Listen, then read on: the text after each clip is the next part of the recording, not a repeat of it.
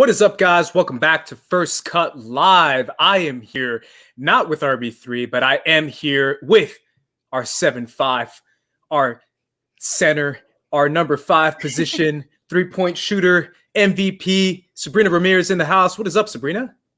Hey, what is up? Doing good, feeling good.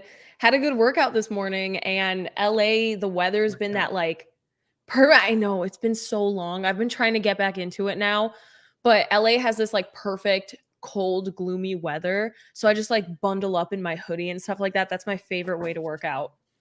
I haven't done that in quite a minute. I don't even know what that is, but it looks like someone might be here. I don't know if they can hop on. Looks like we have a surprise guest. Oh. Hello, can you hear me? Can you hear me? Oh, we whoa, can. What is this? It's like the voice of a god. Is that God? Yeah, it's just Rob. It's just Rob. It's really funny. Actually, Destiny told me she hated this idea of me calling in from the phone. She made it seem like I'm the president. She's like, just don't do it. Yeah, she's like, she makes it seem like I'm the president calling in the Fox News, and I definitely don't want that to be the case, Not he's still at all, steering man. the ship, even though he's not even here. He's calling in. He's like, "Hey, shots. keeping you guys in check." Yeah. Is the audio even good? Is it decent or is it trash or? I mean, it sounds trash, like you're on the okay. phone, but Yeah, I'm cool with it. Okay, word. I respect it. Yeah, I mean, we got 6 viewers in here, bro. That's how we do it right now. We only got 6 viewers. What the? Hey, y'all motherfuckers better hit y'all MFers better hit the like button right now. Get more people in here, cause this is a high quality production we doing via StreamYard. So hit that like button and share, retweet. Come on. exactly. Absolutely. Obviously, RB3, I didn't do your intro, man. I'm so sorry about that. But either way, you're driving currently right now. I want to know where you're at. Man, I'm still in Hollywood, bro. I'm still, being a producer sucks, and being in Hollywood traffic is even suckier. So. You literally leave Hollywood and you're still in Hollywood. Yeah, man. I'm when you work in the middle of Hollywood, it's hard getting out of Hollywood. Yeah. Wait, the way that you could just kind of come over to my house. Honestly, that probably would have been a 10 times more efficient move, but whatever. Yeah. Fuck it. I'm already here. So guys, last week we did not have First Cut Live. My apologies there. There were some scheduling conflicts on my end, but we do have it this week. And let's go to whatever kind of movie news you guys want to talk about first. I briefly want to touch upon one of the biggest deaths we've had this year. RIP, prayers up to the only theater that I would make you guys go to and that I would make my roommate go to and all my friends. I was like, all right, if we're going to see this movie, we have to go to this one theater opening night. And that was the Arclight. I religiously went to the Arclight. And they announced last week that they were closing their doors permanently. Obviously, we don't know what's going to happen on that end as far as maybe anyone saving it or somehow someone buying it out. We'll find out eventually, but I want to get your guys' reaction because I know you guys know mine. Sabrina, let's start with you. Yeah, of course. You guys are the ones that really introduced me to Arclight. When I lived in Los Angeles, when I was going through college, I basically just went to Regal at LA Live or the Pacific theaters, which are also closing. I went to the one at the Americana and at the, what's the one in the Grove? The Grove. There we go. I don't know why I couldn't think of the title of that. I went to those 2 a lot. So those are the only 3 theaters I really, really went to. And then when I met you guys, I started going to every single one. AMC Burbank. I was going to Arclight. Once I started going to Arclight, I genuinely couldn't stop. I've had some of my favorite memories there over the last year and a half to 2 years that I was going there. Obviously, you and I spent part of Thanksgiving there watching Knives Out. I saw Bong Joon-ho. I was in the same room as Bong Joon-ho at the Arclight. That's something insane. So many other people, Taika Waititi, obviously. There was just so much good energy at Arclight. I saw the first movie I ever saw at Arclight was 8th grade with my sister. And that was my first time ever going there. And then once I met you guys, it really became a routine of mine. Every time there was a movie that I was really looking forward to, the Arclight was the place to be. RB3 and I have been so many times. Obviously, we all watched Rise of Skywalker together. It's so sad. I really hope somebody kind of comes through to resurrect it. Yeah, what do you think, RB3? Well, it's really funny because I love Arclight. I've always loved Arclight. I remember as a kid, living in Compton, all the nice movies would play at Arclight, and I'd be like, damn, that's so far. Because it was far from me. Now I do remember the first movie I saw at Arclight was actually Lee Daniels the Butler. And that was with my sister. Shout out to my sister Rhinicia.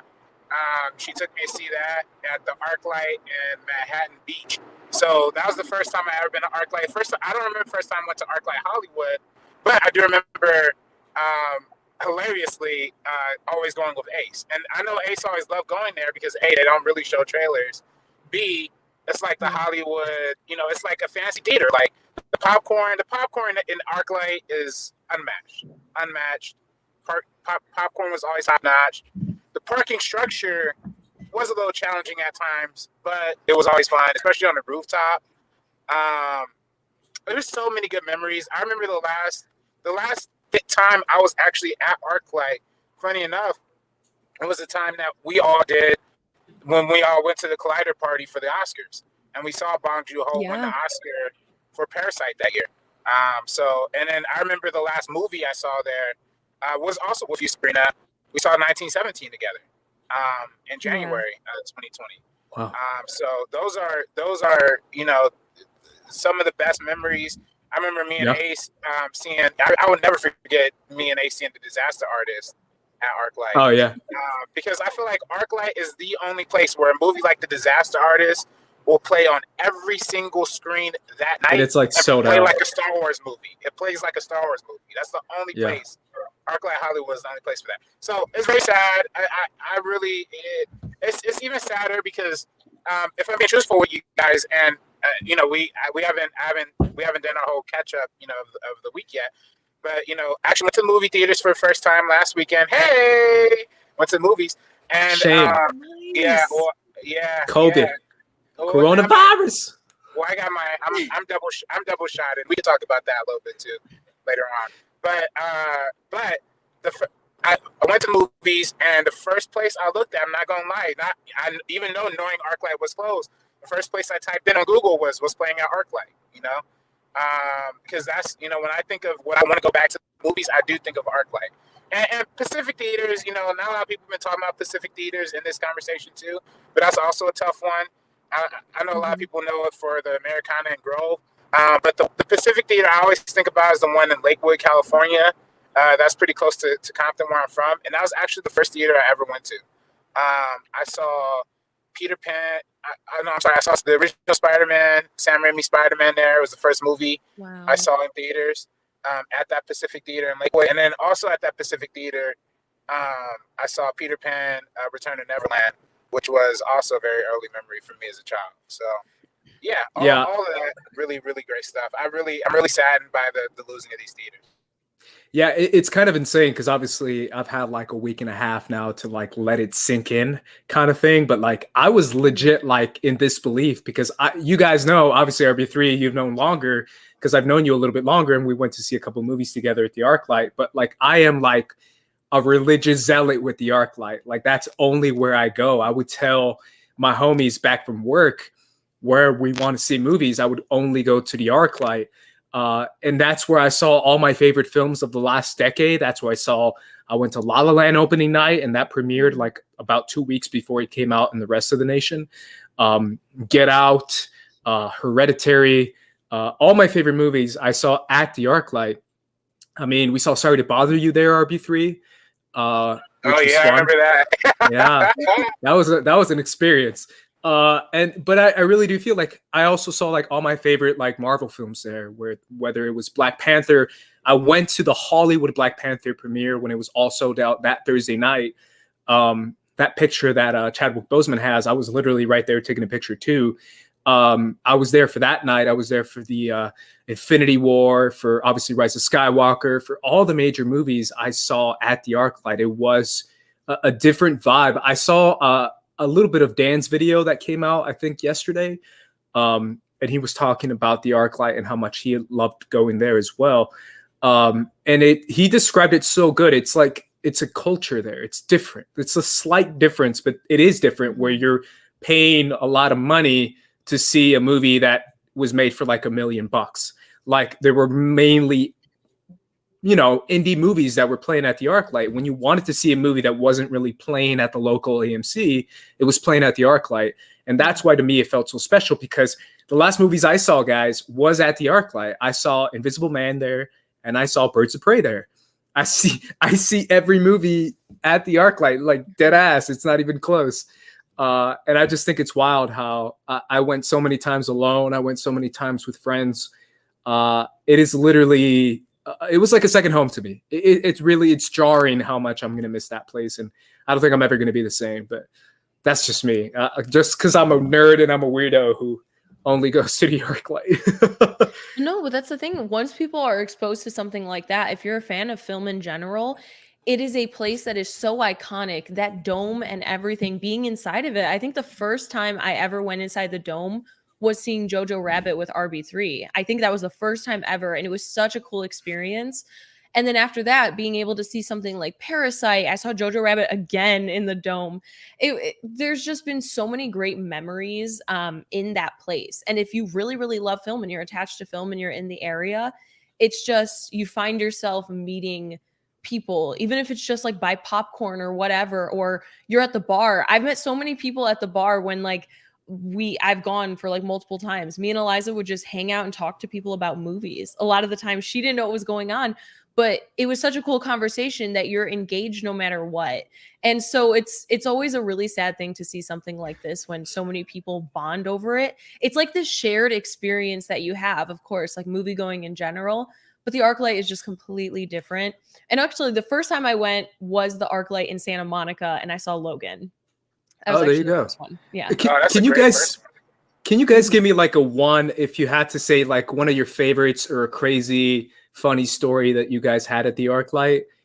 It could be just a movie you guys thought was kind of fun to watch with a group of people, or maybe an audience member, or a moment that happened to you guys. Give me one, RB3, because I have a lot. But I know for me, it was a true social experiment seeing Get Out at the Arclight. Because that was mine. I really want to see how that movie would play, and like this majority white audience. Like it was, it was just funny. Now that was my first screening of Get Out when I saw it at the Arclight, which was absolutely amazing. It was incredible.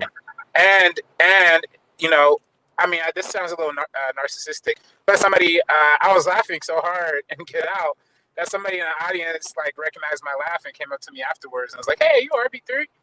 What? And actually, I'm not gonna lie, that happened twice at the Arclight Hollywood, and then once at Arclight in Pasadena.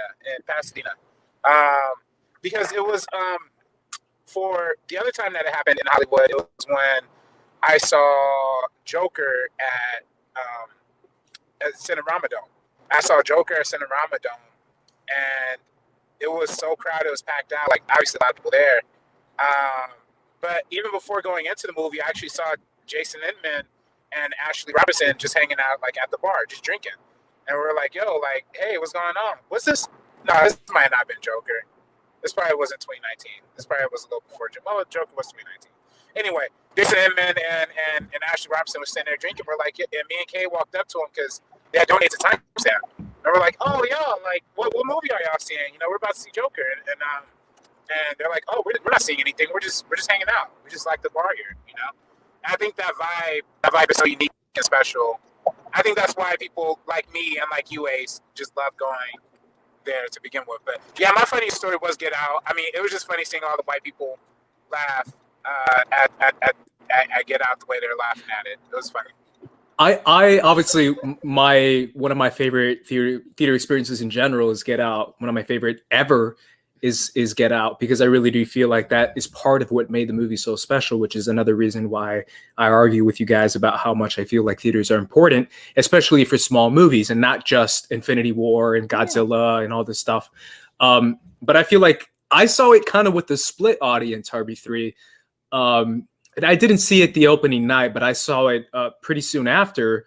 And by split audience, I mean there was a lot of diversity in my audience, and I could tell, and I really made it a point to be on the lookout for it.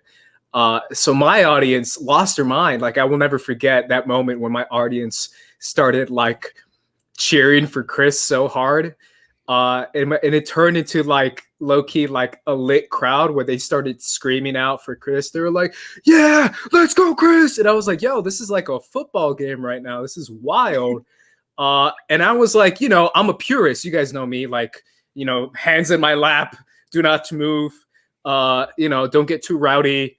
But at the same time, I felt like this is just such a unique experience that I feel like I had to like join in. And I was like, yo, I feel like cheering for Chris too. Yo, kill all these crazy white people. But that was an incredible experience. I want to pass it to you, Sabrina, because I'm sure you have one as well. Oh my gosh. I have so many. Obviously watching the Oscars at the Arclight was really great with you guys. That was such a fun experience. Just like, I've never seen an award show outside of my own living room, so having that in a theater was just so cool. There's another one. I ended up finding out a guy I was dating another girl at the Arclight. You told me about this. Do you remember? You didn't tell me about this. Yeah, I did. You did? No, I did this. Yeah, this happened, which like it was super chill. I didn't even really like him anyway, so I just like dipped out. But again, like I kind of mentioned earlier, the Arclight is a place for people who like love film. So this guy loved film. I love film. We both ended up at Arclight at the exact same time when he was with another girl. And so that's just. Do you remember? Wasn't that like during Adventures, like, or something? It was like a screening or something, wasn't it? Like. Yeah, it was a screening. I don't want to give all the details, but yes, it was a screening. Oh no, you're good. But it was so damn funny because I don't want to call this guy out. He's chill. Actually, he watches the channel sometimes. He's chill. Bad, bro. But that was just no bad, bro. Screw you, dude. Yeah, but I thought that was so freaking hilarious. It's just so funny the way that kind of stuff like plays out. But I had those memories. Me and RB3, like a lot of the times when we hung out for the first time, we went to like Arclight. We saw the Infinity War screening there, and that one was incredible. Spider-Verse, we also saw Arclight. There was just so many, and a lot of the press screenings I went to, my last press screening at the Arclight was for Invisible Man. And it's just the energy when I saw that one was crazy because there was only a few people in this huge theater and all of us were just terrified. Like as we were walking out afterwards, there was like we're all talking to each other and like one girl was literally like shaking. She was so affected by the movie. And so again, having that kind of experience with everybody is just so insane. It's something that you can't capture at every single theater because, you know, the people who go to Arclight, they're not the ones that are on their phones. They're not the ones that are like making all this crazy noise, being all like zany in the crowd. It's people who genuinely sit down and love it. And if they are being zany in the crowd, it's good. It's because they're into the movie. Yeah. The people that like clap and cheer at just the right times, that's the energy that they have at Arclight. Also, I found out that guy was dating another girl. So, you know, fun stuff. There you go. Taking your girl to the Arclight, bro. That's how we do. I want to give a shout out to everyone in the chat, and by everyone I mean all three of you. How many people are watching? Yo, be honest. How many people are watching? Like 12 people. Yo, now it's 12. Yo, you motherfucker! Hey, bro, you're messing up our audio, bro. I'm sorry. My bad. Hey, I'm over here driving and streaming. RB3 is like I have to call in. Saad is in the chat. What's up, bro? Ryan McG09 says, hey, I'm maybe 30 miles outside of Hollywood, but I always drove out to the Arclight to see the films I was really excited for. It was always a special experience for me, so I'm really going to miss it. Yeah, it really is. And obviously, Meg is in the chat too. Shout out to Megan. Hi, Megan. How are you? I still love your profile picture. I think it's awesome. Albert's in the chat. Yeah, thank you guys for joining us. This is a lot of fun. I never forget my homies from work, man, because RB3, you met a couple of them. How all my friends from work were like, we worked at a production company, so we're all film fans. So we always made it a point to see every and any kind of movie at the Arclight. I saw a ton by myself, a ton of small ones that nobody wanted to see with me. I would always try to convince my friends from work, like, hey, you guys want to pay $20 to go see this tiny independent movie? And they're like, nah. But I saw like have us now. Yeah, exactly. Like, I remember you and I were supposed to see Portrait of a Lady on Fire. Like, yeah, there's so many good ones. I saw Uncut Gems there. You guys saw it. I saw it the night after you guys, I think. Yeah, that's exactly what I was I just saw it the gonna night say. after you guys. Yeah. That experience. RV3 was next to me. I literally, obviously, I'm not going to say anything, but spoiler for Uncut Gems, the ending is insane. And I just like gasped, and everybody did. And the theater was like so still because we're all just like, did that actually just happen? Amazing. It's great. I loved it because I sat next to a group of friends and I was alone, and I just put my hoodie up and crossed my arms. But I'm enjoying the film. Every time I sit next to someone and it's a packed out crowd, they you know what I'm saying? Like, you sit next to someone, you never know what you're going to get. You're just like, oh, please don't let it be a weirdo. And sure enough, I'm next to them. So I'm just like, yo, what's up, guys? I'm that weirdo. But I don't really say much anyway, so it's fine. But I never forget watching films like King Arthur there, or King Kong, or movies that no one really wanted to see, but I still went to see with my friends. The Martian I saw at the Arclight. I will never forget watching that at midnight, it was around the midnight showing. And I was like so dead tired that I went up to the... Well, go ahead. That's so funny. You are the biggest Ridley Scott stan I've ever seen in my entire life. I've never heard of anybody stand up for the midnight premiere of The Martian. Yeah, like for The Martian, bro. I read the book too. That's the funniest part. Like, I read the book. Bro, Ridley Scott. I didn't even go to him and I, bro. We're homies, bro. That's how we do, man. That's what I was just gonna say. Like, midnight showing, you're like The Martian. Hell yeah, man! Like, I got my popcorn and everything. I love it. Oh no, I specifically went to the bar and got. I was like, yo, how much coffee y'all got? How much food y'all got? Because I got to stay up. And I was getting tired. And I was like, no, I cannot nod off on a movie like The Martian. I'm not going to do it. So I was chugging coffee and chomping on food. Shout out to that bar, though. That Arclight bar, again, as I said, unmatched. Dorian and I have just like crashed like 50 freaking beers, like sitting there in that little lounge area. Not actually, but RB3 and I had that amazing drink before Star Wars. They had the like themed. It's just everything I was there. So special there. That. Yeah, you were there. Everything was so I was screaming at special everyone. I was just there screaming at everybody. Yeah, that was a fun night. And obviously Knives Out too. It was pouring that night. I don't know if you remember, Sabrina. Yeah. It was pouring raining that night, and we went out to see it, and it was fun. It was a really fun crowd. Yeah, Meg says that it was on her bucket list to go see a movie at the Arclight, but she never got the chance. Yeah, it's a bummer. It really is a bummer for anyone outside. Also, just think about all the film history. I mean, just look as recently as 2019's Once Upon a Time in Hollywood, and how they recognize the iconic Cinerama Dome, you know? Yeah. And how that's been a mainstay in Hollywood. Like, that's one of Hollywood's like main icons. This that Cinerama Dome, you know.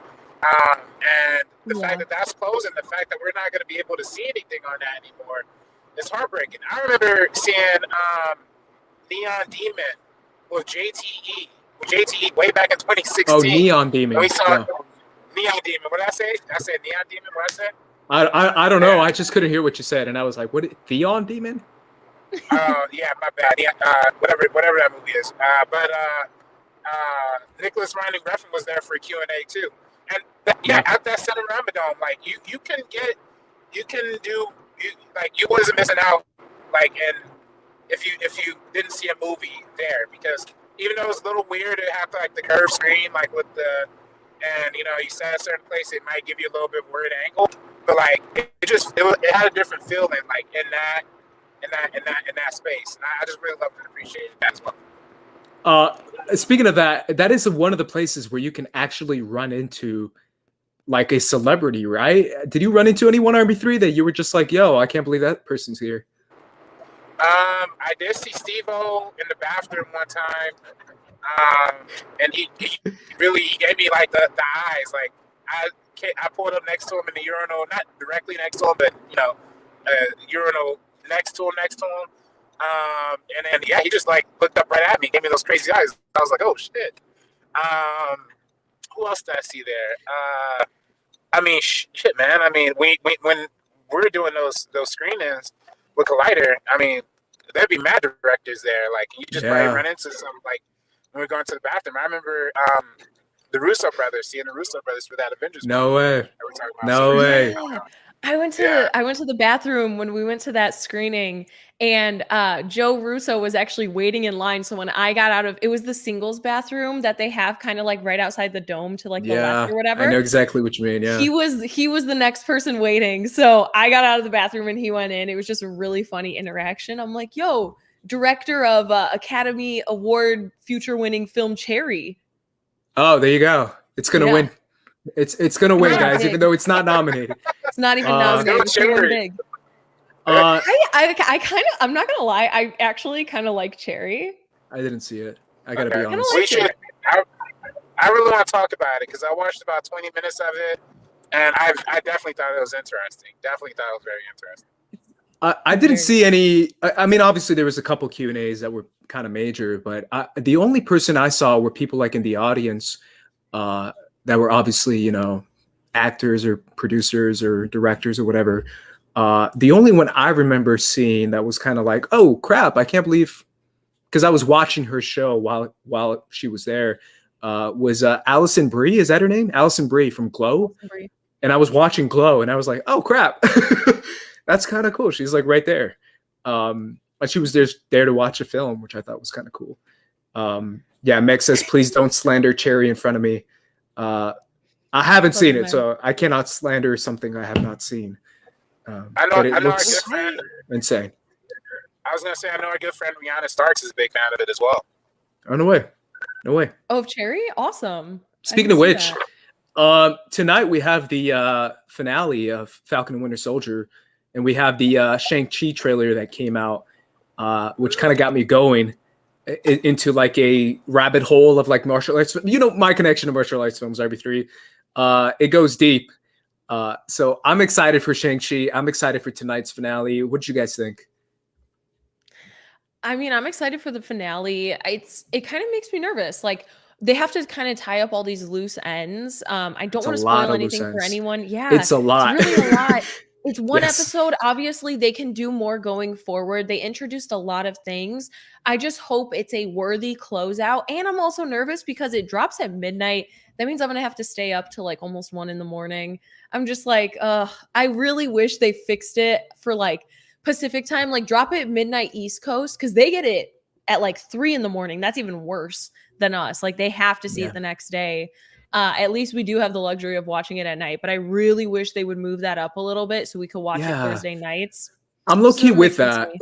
I would love it to be like 9 p.m. That'd be cool, man. If it was like a 9 p.m. showtime. Yeah. I remember Game of Thrones. Obviously, you guys weren't a part of the Game of Thrones fandom, but the Game of Thrones fandom was like, it was epic. Like, legit, everyone was on the seats, edge of their seats, like waiting for it to drop, which was 6 p.m. LA, and then 9 p.m. East Coast. So we got it right at 6. So I immediately log off Twitter, log off anywhere on social media at 6 p.m. If I wasn't able to watch it immediately, and then watch it when I get home, or watch it as soon as I could. And that's kind of the vibe that Disney Plus is trying to get, but it's kind of hard to get that vibe when it's midnight, right? At least I think so. Yeah, because one time, like, I like woke up. The one time I didn't watch a WandaVision episode at night, I watched it at 6:30 in the morning because I ended up being on the Inner Geekdom show at like 9 a.m. So I had to watch it that early in the morning. And I wake up, I open Twitter, I see somebody say something, and I'm just like, nope. And it ended up being my favorite episode. It was like the second to the last episode or something like that. So my favorite one, or maybe I don't know, whatever. One of the last, like 3. Is it the Modern Family episode? Where she like goes back throughout her entire Oh Like, no, that's second to the last episode. okay, so it was second to the last was my favorite episode, and that's the one I had to watch at 6 in the morning, but I saw like a minor spoiler, but I was just like, all right, no social media. It's 6 a.m. I haven't gotten a chance to watch this, and I'm still can't be like free of spoilers. I feel like that could help out a lot of people if they did do like a 6 p.m., 9 p.m., or a 9 p.m. midnight. People wouldn't you wouldn't have to like go off of social media or do any of that as hard as you kind of have to do right now. If you have a job or something, you can't stay up till 3 in the morning or 4, like whatever it is to finish these episodes. That's literally what I was gonna say. Because like, what happens with me, I like work really hard during the day, and I come home and probably doing stuff, either first cut stuff or just hanging out, with Destiny, or just living life, whatever. Like get home at like fucking 7 or whatever, right? And then like by the time midnight comes, I'm burnt out. Like I'm grasping at straws to stay up at midnight on a normal day, Yeah. And now I have to keep myself up to watch Falcon and Winter Soldier. And literally what happens every single time, guys, it's not a joke. Like, what happens every single time from WandaVision, from the beginning of WandaVision, every single week, I wake up, I stay up till midnight, I fall asleep literally halfway through the episode, and then, fall asleep on my couch, crawl upstairs and just go to bed. And then I wake up in the morning, check Twitter. The very first tweet I see is a spoiler from the part of the episode I fell asleep on. I'm like, oh, fuck. And then I literally shut off everything and then open up my laptop and just watch it. Because at that point, it's like 6:30 in the morning, You have to. That happens literally every single time. Like, I knew about the bloody show before before I actually saw it. I knew about shit, that's a spoiler. My bad. I mean, it's been a few weeks. I didn't even hear then. it, so it's no worries. Okay, my bad. But yeah, there's just multiple times that's happened to me, so I totally feel that, Yeah, I have a lot of hot takes on this whole thing, but I really do feel like this would help for a lot of people who can watch it and who can enjoy it right away. I remember I did that, what you guys are talking about. I've never done that except for when I had to do it for The Mandalorian. It looks like we lost RB3, by the way, too. We'll bring him back when he can. When The Mandalorian, when I had to review it the next morning for a show called Jedi Council. What is that? When I did Jedi Council, we did our Mandalorian reviews, and there was one, we would usually do a morning show kind of. And that was the only time I had to do that. But that was the one time where I was like so tired that I was like, I'm disrespecting the show. If I'm just nodding off halfway through the show, I might as well just watch it in the morning when I wake up. But yeah. Well, that's the thing. I do SEN every single Friday. And since Mandalorian, it drops every Thursday night. We review it every single Friday morning. And so we did it for The Mandalorian. We did it for WandaVision. We're doing it for Falcon and the Winter Soldier right now. And like, honestly, I'm in the same boat as RB3 where I'm working all throughout the day. And by the time it hits midnight, I'm pretty tired. WandaVision and Mandalorian, I feel like they pumped me up so much because they were so insane that they kind of kept me awake. I don't know if it's because of like just the way the world is right now. I'm just a little exhausted. Like I do want to get more sleep now. So it's been harder. Most of the time I do stay up for Falcon and the Winter Soldier. I wish I didn't have to tonight. I wish it could just come out a little bit earlier, but I'm still going to, of course, because it is this last episode and I'm really, really looking forward to it. Yeah, Aaron Brooks says try being on the East Coast. Yeah, I mean, at this point, when you're on the East Coast, you're on a different vibe. You can't. Like you can't, because I can do midnight kind of easy. I'm a nocturnal animal. I can't. I drink that coffee, man. I drink it right up. Coffee. So that's kind of my vibe as I'm currently drinking some right now. So I'm cool with it. I can stay up till like 3 in the morning, but watching it starting at 3, that's a little tough for me. Most people on the East Coast do watch it in the morning. Like I know the Damons, they tweet about it because they say they're going to get up and watch. At least when The Mandalorian was out, the Damons would tweet about watching The Mandalorian every morning for The Mandalorian. If I was on the East Coast, there's absolutely no way. You absolutely. But you have to before you even do anything for the rest of your day, because you can't look at anything. You can't look at anything, because I remember the one time I couldn't watch Falcon and Winter Soldier. I turn off Twitter. Like I purposely avoid it because at this point I know that there's going to be people tweeting about it, and I'm cool with it. Do your thing. I'm just going to get off. But then I go on YouTube to watch basketball highlights, and there's thumbnails like John Walker did this, John Walker did this, and I'm like, oh crap, I can't not avoid it. It's kind of wild. And that's the thing. It's really difficult because it gets into that conversation because during Mandalorian, I remember everybody was, and WandaVision a little bit, everybody was going crazy. They were like, you guys are assholes if you post anything within the weekend. And it's like, sometimes it's kind of hard to, like, I wouldn't, but I think sometimes you want to say something, you know? Nah, I'm at a point now, and I know this is me being so controversial and everyone gets mad at me when I say this, and I've said it to you guys, but I'm like, bro, get off Twitter. Like straight up, get off Twitter.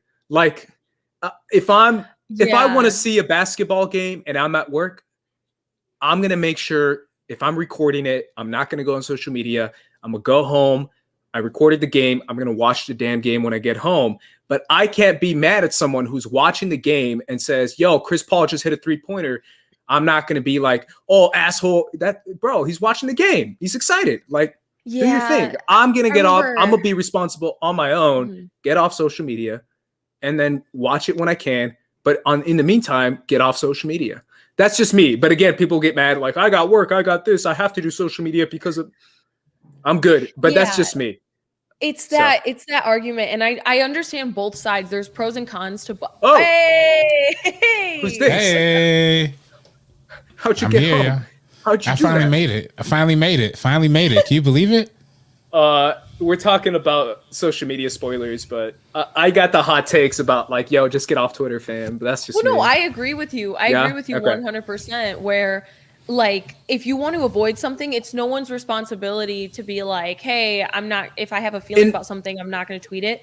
Maybe not depends, like the moment, but yeah, it also depends what you're tweeting out, right? You can't just post images or like videos of what happened or like some screenshots and stuff like that. That might be a bit much. But if you just be like, yo, I can't believe that happened. Like, and then someone gets mad. I've had people get mad at me for saying that. They're like, oh, what are you talking about? Now I know what there's a spoiler. And I'm like, bro, I'm just saying that was cool. Are you serious? Yeah. Well, the thing is, like, I waited a few days to tweet something about WandaVision other than just like a reaction of going like, wow, this episode's amazing for this, and this reason. I tweeted something as a joke about her like being in like isolation. I was like saying that like she's living my dream or whatever because she's in the middle of nowhere, beautiful place. But I waited a few days before I tweeted it. So I literally had it in my drafts the second I finished the episode. And I was like, all right, I'm going to give it like 2 days. Like let everybody catch up to this one and then I'll tweet it out. Yeah. I wait too. I try to be as polite as I can or as vague as I can. Is JJ for real? He says, just wanted to say hi. I have 1,000 on Young Jun Yoon winning Best Supporting. I mean, if he wants to, it's his money. Go for it, bro. RB3's laughing. You're muted. You're muted, bro. Oh, that's a good bet. I don't know if that's a good bet, but that's a bet. That's a confident bet. All right, I support confident bets. Yeah, I support confident bets. I think it's gonna win. I think it'll do it. Go ahead. I'm sorry. I was gonna say, what's the other big contender for winning Best Supporting Actor? I was gonna say, I think she's the favorite. Right. I mean, I as far as I'm following the race, I don't know if there's. I think she is the favorite. Meg says I have $7 in my bank account. That's what I was. That's just the thing that's blowing my mind. Not the choice. The choice I'm 100% here for. The thing that's blowing my mind is that amount. Because I got my debit card stolen and the person took all the money in my bank account basically. And I was like, yo, the one time I have $100, the one time I don't have, like usually I'm under that. I finally have $100. They took $94. Wow. Damn. Wow. Damn. Oh, we out here giving out our bank accounts, man. Yeah. Sad. You know, drop your bank account in the chat right now. You know what's really sad too? I feel like people are like really like, man, I feel like so many people have gotten like so good with scams and like gaming the system and collecting unemployment and, you know, getting all these like weird ways of finding money. I'm like, dang, man, I wish I just knew how to scam. I wish I knew how to hustle the same way these dudes do. Cause I'm like, I could be so much further. And life. Yeah, but you gotta. I still feel like scammers and like people who do this kind of crap still have to have like a little bit of a cushion, right? You know what I'm saying? Like they at least have a little bit in their bank, and then they scam. Yeah, that's just me. I don't know. I don't know. I feel like you got on the low. Oh, that's see, why Andres, he knows this information. Yeah. Ace is the real scammer. See, Yeah, see, that's what I do, man. Top but shot. Speaking of scammers, did y'all? I know this is only gonna pertain to Ace, but the Kevin Durant burner account leak that you saw this week with Steph Curry. Can you believe it? It's Kevin Durant. I saw the Vivian Lakers one. No, so Kevin Durant retweeted from his personal account. He thought he was on the burner that Steph Curry was trash and he only won the championship when Kevin Durant was with him. And of course, he did it again, man. And that's just, again, a fair warning to everybody. Make sure you are logged out of your burners. That is the I want to know now, all 5 of you in the chat right now, how many of you guys actually have burners? Who the hell has burners? I'm going burners first cut. You have a burner? I'm going to all my burners and hitting the like button right now. That's what's about to happen. Watch the lights go you don't up. Have a burner? No. I love Kevin Durant. I think he's a psycho. But I think that's what makes him a great basketball player. But yeah, I mean, obviously, I still want to hear from anyone in the chat who has burners because I think that's wild.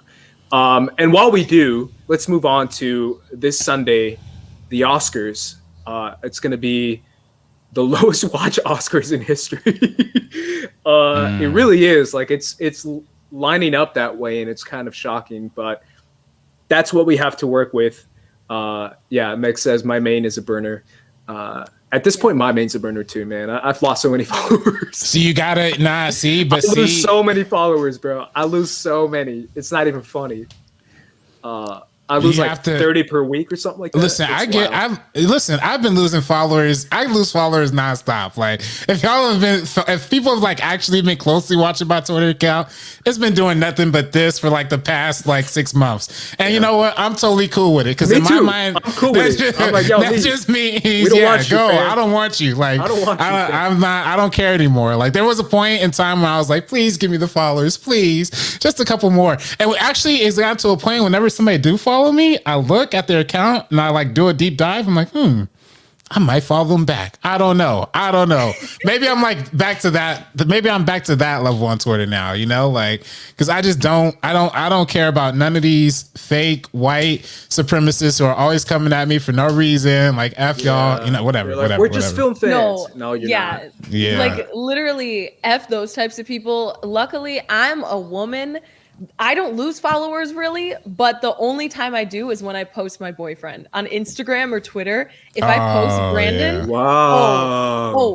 it's a minus 40. What a weird world we live in. Yeah. I think it's strange. And again, everyone criticizes me when I say this crap, but I think it's weird.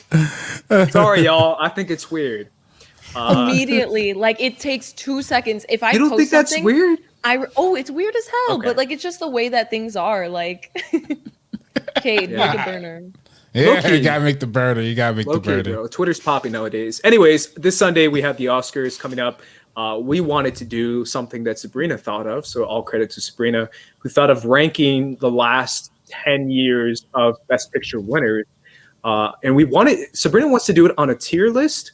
For anyone who doesn't know, this is kind of like an anime / Tekken thing, but there's a tier level as far as saying what level these movies are on. So I'm bringing this up right now so you guys could see it.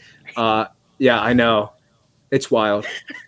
It's too much, man. I go on Instagram for 5 seconds and I'm like, nah, this is too much, man. Yeah, anyway. Meanwhile, I'm too busy out there liking the thirst traps. Yeah, bro. Can I say this? Before we get to the Oscars, bro, I was telling RB3 the other day, for anyone who doesn't know, and I told him to his face so I could say this on live.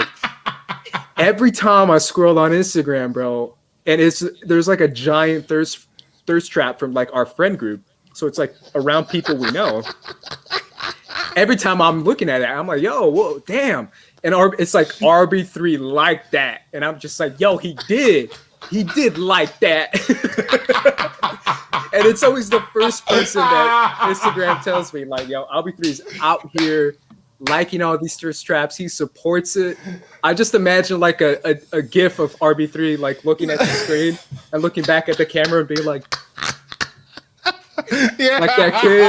Like straight RB3 approved. I support that. Yeah, I double tap that for sure. We need that gif of him like putting the thumbs up awkwardly and being like, RB3 approves, man. Liking all the thirst traps. Before I could even think about it, you already did it. It caught me Before in 4K, I even man. think it's like, I caught you in 4K. Before I even think it's like acceptable, you already did it. Hey, listen. It's like posted 5 minutes ago. RB3 is the opposite of like the people who like unfollow me when I post my boyfriend. It's like someone posts his thirst trap, 2 seconds, like. I'm there. Seriously, once Andres brought it up, I noticed that across the feed. Right?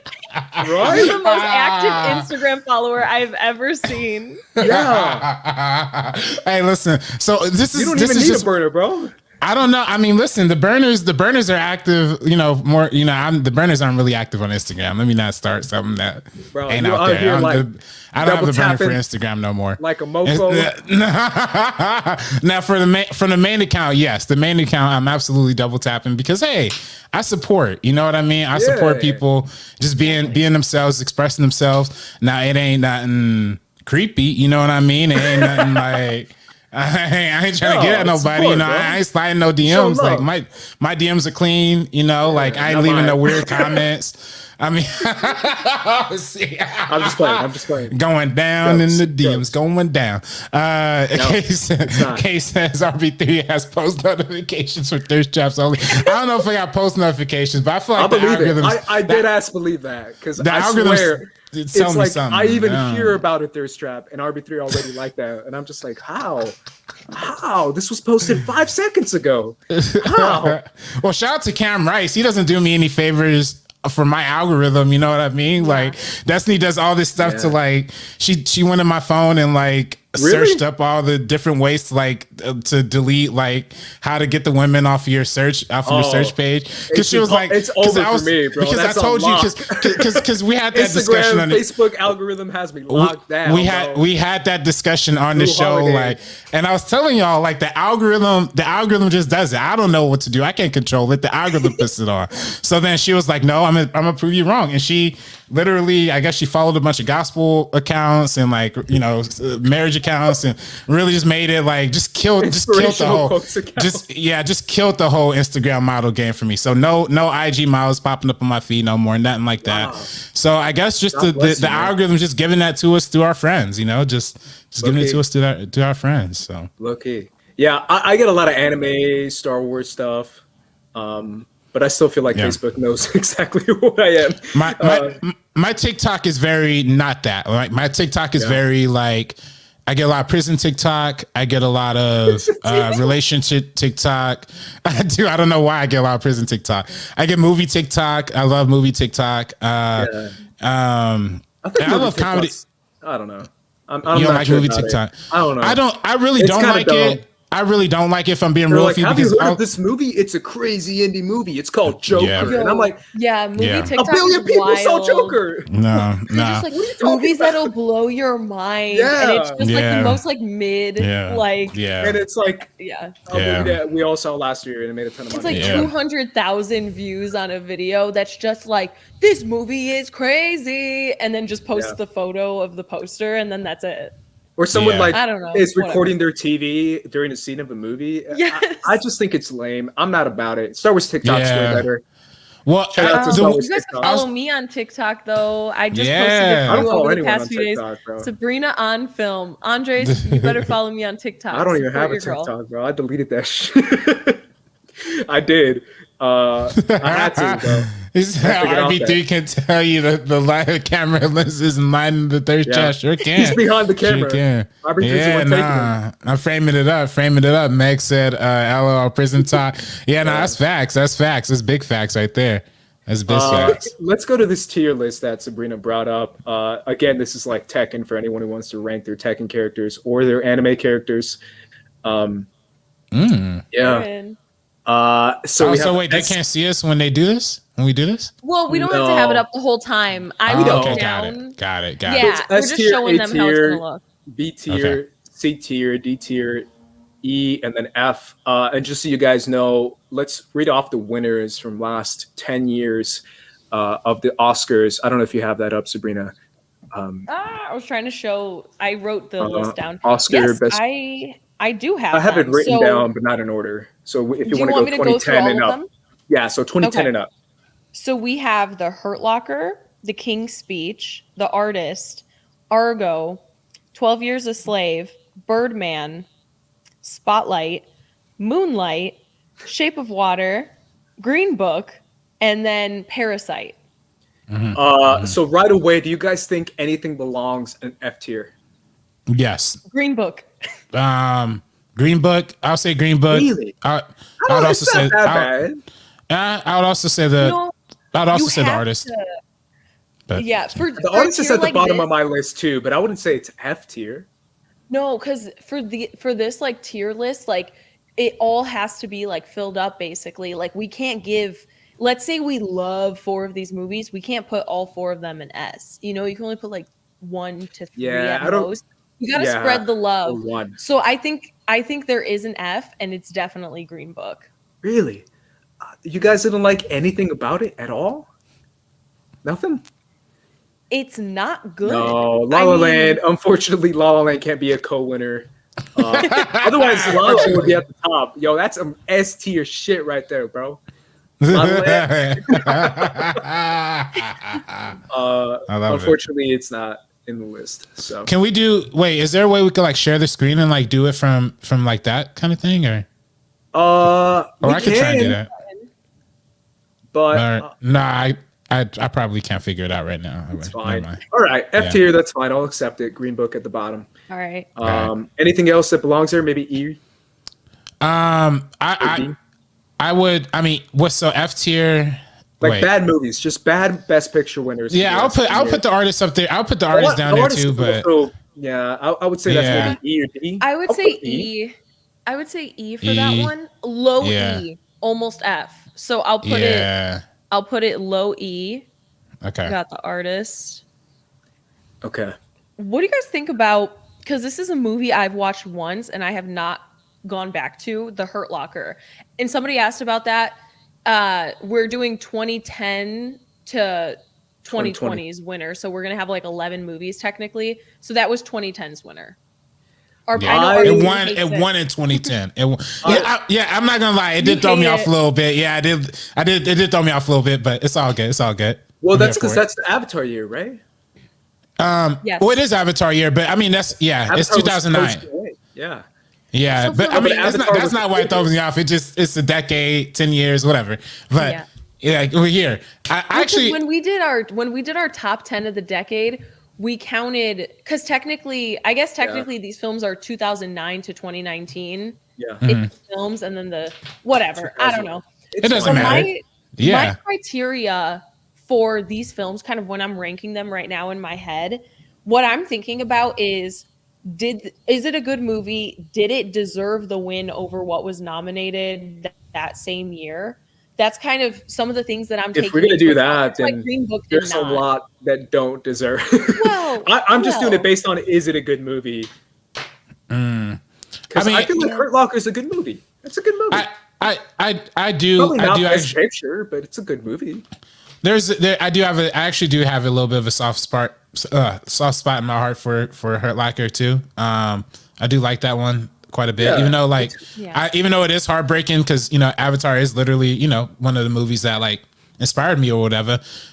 Even back then I was like, oh, it's a little weird, but then when I actually did get around to seeing Hurt Locker, I personally understood why. And even though it's it's military propaganda, like for show, you know what I mean? Like yeah, it's a little. I do agree. It's a little mixed. It's a little mixed. I feel like It's a there's little other Like I movies would say that are like more. C but- tier. I feel like Jeremy Renner's life sucks, right?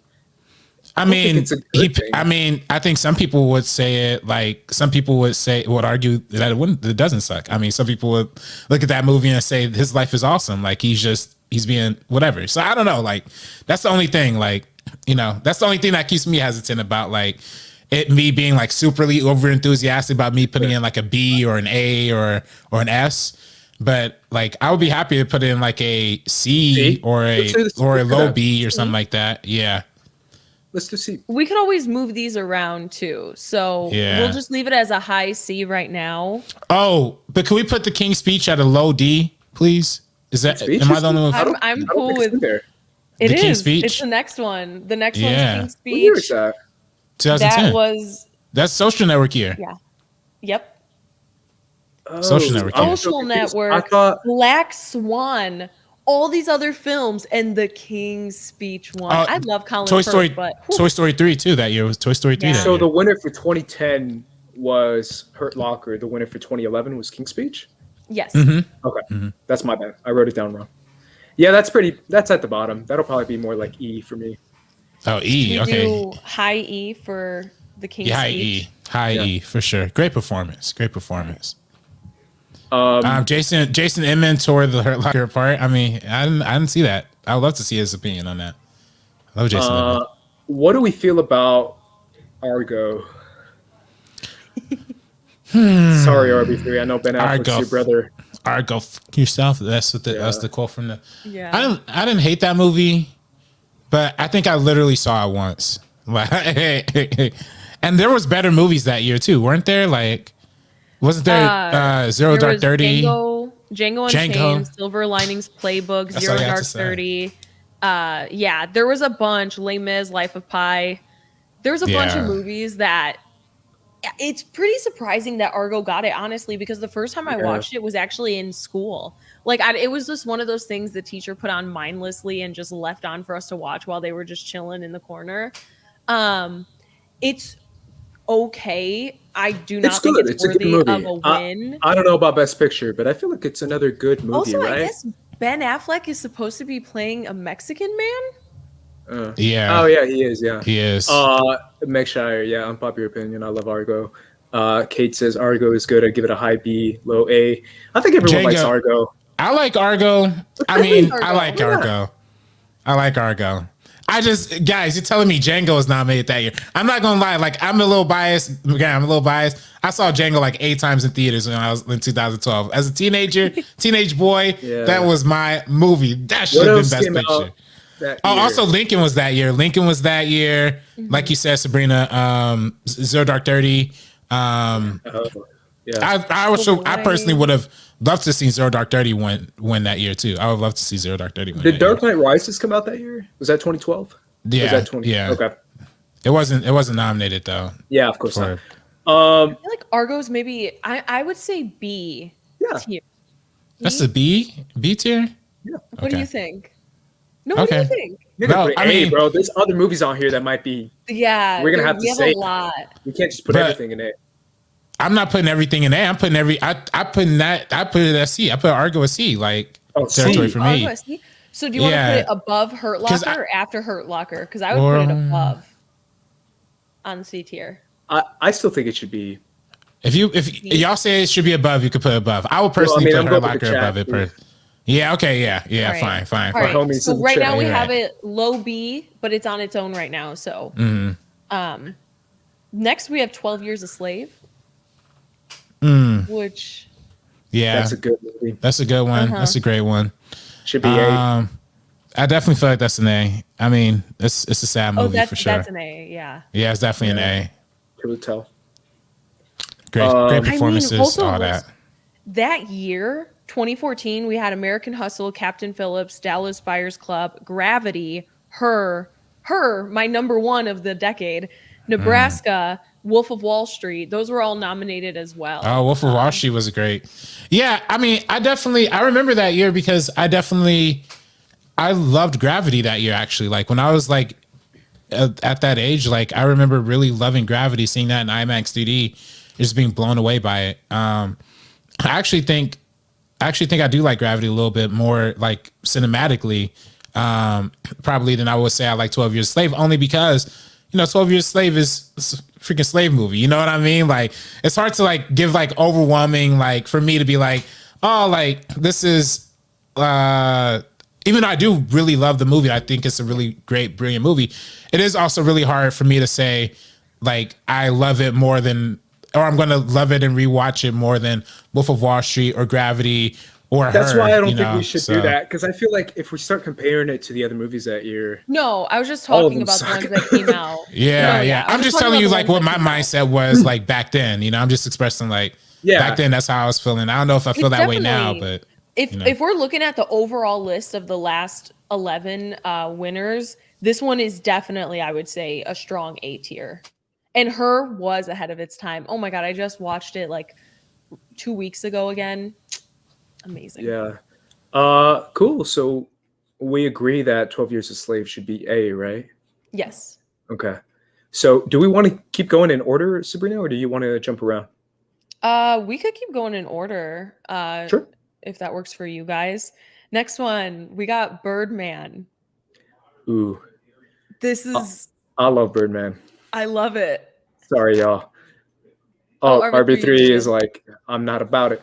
sorry about that. I love Birdman. That's definitely a high A for me. Like, Yeah. but I don't know if that's it's controversial, but I think it is, right? I think everyone hates Birdman. I know a now. lot of people don't like Birdman. I can totally see why people don't like Birdman. I mean, I can totally get it, but at the same Yeah. time, I can't not like enjoy that movie. So look at Xeno now we get the chat going. We go. Whoa. Come on, let's tell us what you really think about Birdman here, y'all. Because yeah, we've had even who was our old homie who used to watch Tony Wagner. Oh yeah, who just no, hated not it. Tony. It was someone else. It was Or the no, guy it from was Lou Bloom. Lou Bloom. Lou Bloom hated. He hated that movie. He hated Birdman. He hated Ignorantu. He just was always Bro, we talking used to mad have crap. some like cool fans, bro. They all gone now. We did. I don't know where they at, man. Some of them said they'd be watching, but I don't know. They're I not don't know. watching, bro. They're not watching. Yeah, I don't know where they at. Lou Bloom, he straight up had the picture of Jake Gyllenhaal screaming in the mirror. Lou Like, Bloom bro, was funny. you're not man. even real, fam. But at the same time, we love you. Yeah, nah, we would always be talking to him like, "Come on, Lou Bloom, what are you talking about, man?" And but we love Meg though. We love Meg. Who We was the love, guy who would always Xeno- call me Xeno out? Hour. Bro? Who would always be Now, like, that was "Ace, Tony. You That was- suck. You suck, Ace." And I was like, "Damn, bro." Oh no, it was somebody. It was ironically, it was somebody who also had Ace in their name. I remember that. Like, Yeah, it was I don't something know. like I can't remember what their name was. It was like Movie Ace. I think that might Movie have been Ace their is name. here. Movie Ace. Movie Ace is in the chat. Movie Ace is in the chat. Oh yeah, Movie Ace used to say you sucked all the time. Like, Yo, Movie Ace, he's still here. What's up, bro? What's good? Is he here? Yo, Is he let me really know you're here? bro? Let me know you're here. Oh shit, he was the first He's here, comment. bro. He He's a said, "I homie, will bro. look into He's a this." long time homie, bro. Movie Ace Yeah, Movie Ace has always been That's around. Movie Ace has Yeah. always been He's around. like, "Yo, RB3 is right. Ace, you suck." And I'm like, "Damn, shit." Anyway, back to the movie. Birdman. Yeah, I like Birdman, man. I'm gonna I be love honest. I would say Birdman. high Ooh, B. I love Birdman. High B. I would say Hi B, give me the A. I Give me would the say A too. A. But we're gonna give an A to Give me everything. the A. Give me the A. we're not gonna give it. What should we do? B. You Let's do say B. you say S. B. B. Definitely not S. No, that just killed me because the way RB3 delivered that, he's like, "Give it A tier," and then you're like, "Nah, do B," and he's like, "S." Like he's like, "I'm not backing down." And we gotta negotiate here, man. Let's do A. Fine. Let's do A. Let's do Okay, A. let's do Above A for 12 that Years one. a Slave or after 12 Years a Slave? Definitely under it. Okay, you can put that. It's I would It's a put it- less perfect movie for sure, but I think 12 I Years a definitely- Slave is a better directed film, though. Well, it's a more complete film. How about that? for sure. I personally enjoy Birdman more though, as like somebody who likes forget- watching movies. I forget Emma Stone is in that movie. Meg in the chat says that Emma Stone. Yeah. Yeah, crap, she's really good Yeah. in it too, even though She she's is. only in it for She 5 was. minutes. Great. Yeah, Ed she's Norton? great. Yeah. What's next? 2015, right? Yeah, No, we got 2016. Spotlight. Yeah, Spotlight. We got Spotlight. Spotlight. Yeah, it's So a Moonlight. I like this one. I like this one enough. What do you guys think of Yeah, it? I probably it's a good B I tier for me. I low key really like Spotlight. I really do. But you really But I like think it? it's really timely too, and I still think it's so timely that everyone kind of forgot about it. As far as what it's saying, Yeah. yeah, Yeah. I think it's high B for sure. High B, Okay, so high above B. Argo.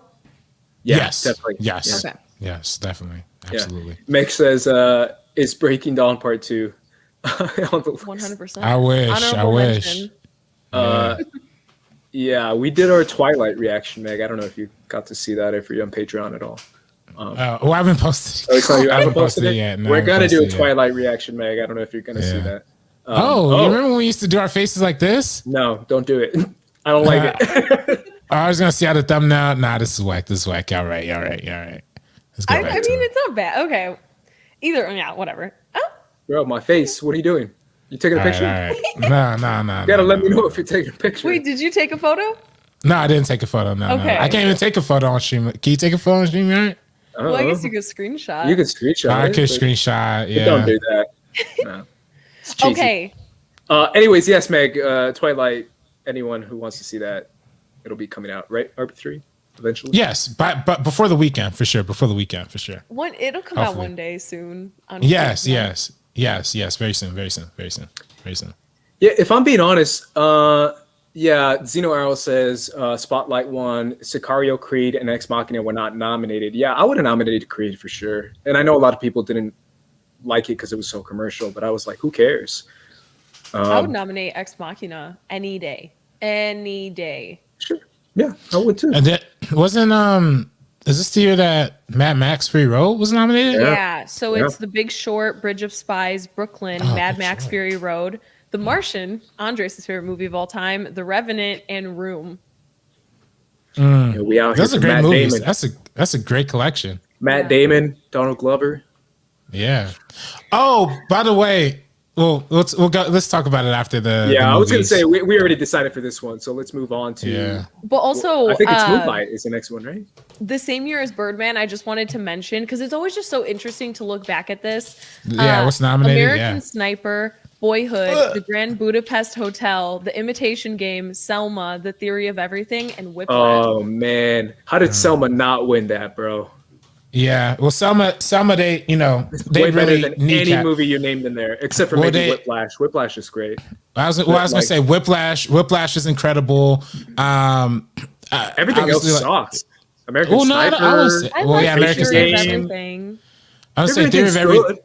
Yeah, I love Theory of Everything. I actually really enjoyed, even though Imitation Game's a little boring, but even that one's like decent. But you're right though. They kneecap Selma. I think if Selma had came out like in 2020, 2021, it definitely would have been like a front runner for sure. But I think Also, Nightcrawler. Zeno mentioned Nightcrawler as well. wasn't even nominated, and Wasn't. also Interstellar, which a lot of people love to this day. And David wasn't even Oyelowo nominated. was nominated for Best Actor, Yeah. Yeah, even though yeah. he was Martin Luther King. Yeah. But Whiplash was an amazing, also that year too, like an amazing movie as well. Also, Grand Budapest Hotel. I feel Oh, Grand like Budapest! Oh, I forgot about Grand. Yeah, I love Grand Budapest. So I love good. Grand Budapest. I also love I also love Boyhood too. I love Boyhood. I know a lot of people kind of meme it now, but I actually really did enjoy it. So. Boyhood is the one that I'm like, y'all, that should not even be nominated, bro. Yeah. That's the Well, I'm Bohemian glad- Rhapsody I of that like it. year. I liked it. Yeah, I liked it. That's it. that's It's not the barely a movie. Bohemian Rhapsody. It's not the Yeah, it Bohemian is. Rhapsody. Come Yeah, on it now. is. Oh, no, that's just craziness. Come on, dog. Bohemian Rhapsody is barely cohesive at all, and so is Boyhood. No, Bohemian Rhapsody, yes. God. Boyhood is cohesive. I really like it. But yeah, you're right. Out of those nominees, I'm happy with Birdman winning, though, for sure. Yeah. So Moonlight, where do we put Moonlight? That's the S tier. That's S tier 100%. Really? Yeah. Yeah, for 100%. sure. I know Ace isn't the biggest fan, but Not. I would put it A though. I think it's a quality film, but S. All right. Yeah. I think you're overruled here. It's S tier. All right, I think I'll I take kind of it. think I'd be S tier for this one, for sure. That's me personally. I see you, Meg. Not Bohemian Rhapsody. Not Bohemian Rhapsody. Yeah, bro, that movie. I can't believe everyone. I saw like 20 videos on YouTube. I'm gonna say this real quick. Just bashing Black Panther, being like, "Why was it nominated? How could you not?" And I'm like, bro, have you seen Bohemian Rhapsody? But that's the thing. Why they aren't you making haven't. 20 They videos haven't. on that? Like, Yeah. it hurts my head every time I think about it. Yeah. How did that get nominated? How did that get so much love? Anyways, I was good in it, so whatever. The teeth Moonlight. look crazy, but Yeah. you look good. Yeah. Yeah. Oh, still there though, guys. Who's next? Oh, Shape of What Water. is next is The Shape of Water. Yeah, I yeah. freaking love this movie. I get it. If this isn't number one for you guys, but I really, really love it. Like I would put it. I liked it a lot. I would definitely put it A for sure. You put it A? Okay, I would Yeah. put it A too. I mean, obviously, I'm a fan of Del Toro, so Yeah. What do you think, RB3? yeah. And while you do, I'm a peace. Give me 1 sec. Oh, hey, there he is. I didn't love Shape of Water, from being honest. Yeah, I mean, it's a really good movie. It's a good movie for sure. I just don't know if I personally like consider it one of my like favorites. Like, so I don't know. I have a tough time with that movie, but I don't know. I'm totally down. I don't know. What tier do you see yourself putting this one in, Sabrina? You know? Andre said A, and I agree. I would say like A after Birdman, maybe, or maybe above Birdman. I would put Shape of Water, but Wow, above Birdman. yeah, Wow. I really loved it. I did. Also, that was an incredible year. That was the year that I had Movie Pass, and I saw every single one of these movies in theaters, and it was just so special for me. Like we had Call Me by Your Name. I didn't care for Darkest Hour. Darkest Hour is fine. We had Dunkirk, Get Out. I mean, Get Out deserved it. Like, but of course, that's not the criteria. But Get Out, Lady Bird, Phantom Thread, The Post, 3 Billboards Outside Ebbing, Missouri. So like Lady Bird, Get Out, Call Me by Your Name, Phantom Thread, and Shape of Water. Megan. 5 incredible films. Get Out should have won it. I think I put Get Out on my Oscar ballot. By far, I love Phantom Thread. I think I'm the only one who did. No, I love it too. But yeah, that's a great movie. Yeah, love Phantom Thread. No, still, Get Out should have won. That's my. I mean, obviously, guys, that's my favorite of the decade. So, what do we say for Shape of Water? I still think it's an A. We saw it together. Remember that RB3? Yeah, we did. We saw it early. We saw it at the Landmark. Yeah. And we met Sammy there. I think we met Sammy K there. We did. If you Sammy K is in the chat, I don't know if Sammy K is watching. I don't. Like I said, I don't love this movie, but if y'all want to put an A tier, I'm totally cool with it. Like, Damn, bro. I would personally put it. If I'm being real, if I'm personally being real, like this is more of like a C tier movie for me. Like if I'm being real for me, you know. But it's not like a shame. It's still really good. But I just I don't know. It was Sabrina had to had to mute her mic to like laugh at your face, bro. No, I started Straight up, crying she a muted her little bit. mic and then she started laughing. No, I had that feeling. I had Like that an anime feeling that I was villain. about to sneeze for like a minute, and it hasn't happened. So my eyes are just watering. I know how that feels. I do get that though. I get that it's not. I just love like the modern, not modern, but like updated, like fairy tale aspect of the film. I just thought it was so freaking gorgeous. I thought the score was incredible. I thought it was really, really well directed. So where would you place it, RB3? I'm trying to find a middle ground between the three of us. C? So you want to go B? You want to do B? Nah, because I feel like do we have a lot of movies in B right now? Do we have like... We have 1 in S, 2 in A, 2 in B, 1 in C. And then okay. I feel like let's put it in A because I feel like there's going to be worse. We're going to talk about worst best picture winners after we this already one. picked Green Book. We already put that in the bottom. Yeah, so what's after that? Sabrina, we only have one left, right? Parasite? Yeah, we just have Parasite. So right now, and then we could move things around a little bit. I'll kind of show you where we're at right now. So this is very messy. This is very messy. So I like it. Like I like what we're doing. Okay. If that be the case, okay. Now, if I'm being real, if we're putting 12 Years a Slave and Birdman on this tier, I really don't want Shape of Water on that tier. I'm sorry. I'm being real. I'm sorry. On what tier? On the B tier? On the A tier. On the A tier. It got to go down to B. If we're talking those level movies. B, right? Oh, I thought we said A. Are we saying A or B for that? I was still saying A, but I'll say first one on B then. First one on B. We'll go first one on B for that one. First one on B. Also, Meg says, RB3, don't F with the fish movie. You mean don't F the fish in the movie? Exactly. It's implied. Yeah. No, it's not. Everybody's like, she F's a fish. And I'm like, well, it's just implied. Who cares? Also, he's kind of cute. The fish is cute. My issue with it, if I'm being 100% real, my issue is that it's not weird enough. Like it didn't even remotely push like the scales that the boundaries that I The thought. scales of the Right, fish the scales. Yeah, That's no pun literally intended. touched as Yeah. they had beautiful love making to one it wasn't another. enough. It wasn't enough. I thought Guillermo del Toro was gonna give me some weird, freaky, like she was gonna like get Who's absorbed the- inside of his who's the body or something. Like supporting actor who got a nomination for this. He was great. Who played her Was friend? it My- Michael Stuhlbarg? Yes. Yes. Yeah. He's great in that movie. I love his He scenes. got snubbed for Call Me by Your Name, though. He was that great. same in year. that. Absolutely. Yeah. We just keep making fish jokes. Just keep going. Yeah.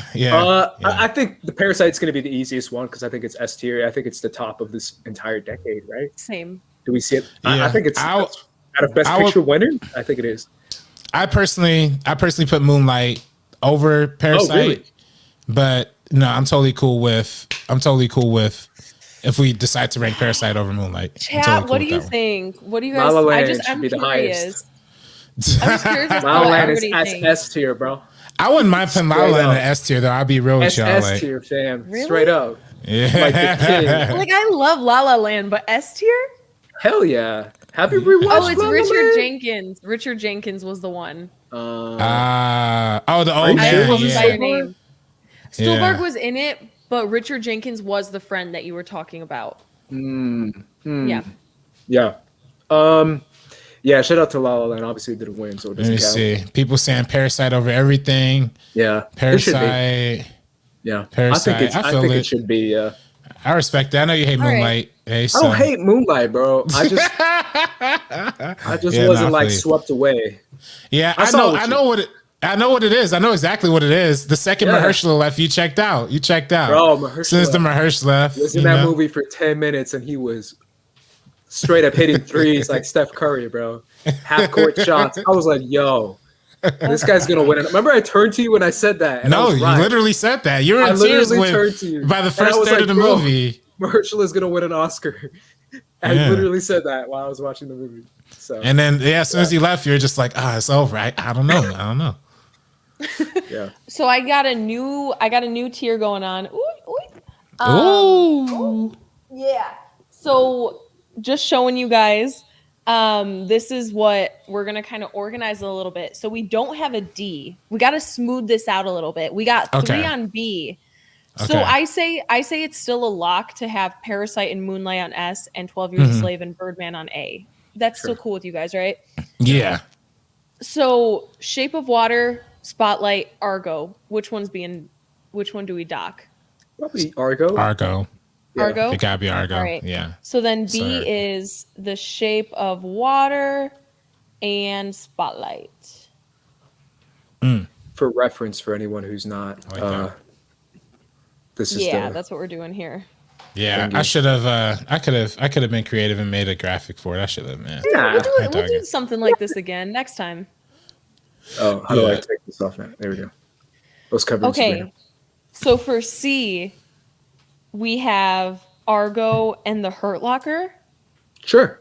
Does that sound cool with you guys Yeah. still, or do we want to knock down Hurt Locker? Because I want to knock down Hurt Locker. You want to You knock want down to? her? Why? I want it to go. I want it to be To D. I don't like D it. tier. Oh, jeez. Yeah. All right. I mean, Catherine I mean- Bigelow. well, I don't know if it's Female all right. I director. don't know about that. Okay, all right. I don't You know. know. Okay, I don't know. I like her Made like a Point lot. Break. I could totally see why it could be a D tier movie though. I could totally see that. I just personally, I look, could see it too. I'm cool with it. yeah, I'm cool with it. It's better than American Sniper, and I want people to understand that. Like, and American Sniper it- got a lot of love. people love lot of American money. Sniper, and it's A lot of not money. even I do it's not not like even American the same Sniper. tier. Like, there's not even it shouldn't even been nominated if you ask me, my personal opinion. But Yeah, at least over the films that came out that year. There were so many good movies that year, man. yeah, So many. 2014, right? That was the year. 2014. So Yeah, many exactly. good movies. That was the first year of Oscar So White, I think, or Yeah, that it might have was. been one of the first years of that. Yeah. Yeah. So just wanted to show you guys this is what we got so far going on, and Sure. then we have for E Green Book tier, and for E tier we have King's Speech and the Artist. Is Yeah. King's Speech above the Artist? yeah. Yeah. Colin Firth's great in that. Helena Bonham Carter. Yeah. I don't know why they give the artist. I feel like the artist literally just won because there's like no movies that came out in 2011. Back me up here too, and I'm curious what the chat will say. What is the most like you won't go back and rewatch? I think the artist is number one for me, right? Like out of all of these nominees, like I'd rather watch The Hurt Locker on a Sunday night than watch the artist. Yeah. You see what I'm saying? I would too.